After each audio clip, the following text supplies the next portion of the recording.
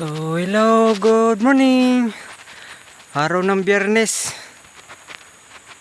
Ako ay nandito ngayon sa Davao, no? Pangalawang araw ko na ako'y jogging. So, dahil araw ng Biyernes, yung panatat devotion ko sa Poong Jesus Nazareno, no? Tumakbo ng nakapaa. Subukan kong gawin dito sa Davao, no? Ako'y tatakbo mula dito sa sitio namin, San Roque, Binasbas, Laak, Davao de Oro, papuntang Sawata, Davao del Norte. Bali 14 km, no? So ako'y magsisimba doon sa parokya sa San Isidro Labrador sa Sawata.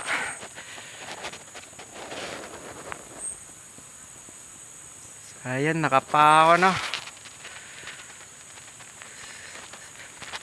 Try ko lang gawin kung kaya. Rough road.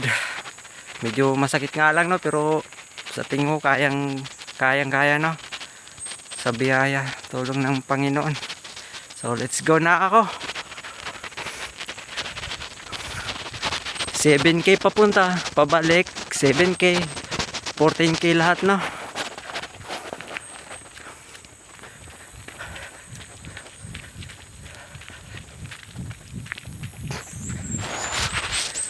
Mamanata ako, o sa'yo Pong Jesus Nazareno.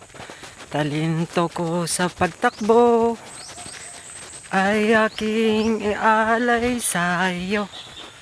Sa kapurihan ng dakilang pangalan mo,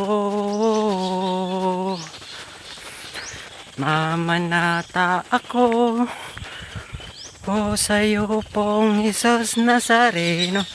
Talento ko sa pagtakbo ay aking ialay sa iyo.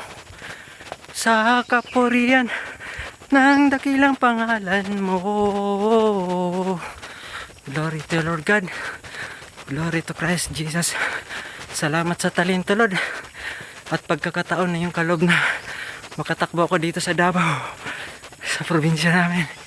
Salamat sa lahat. Thank you.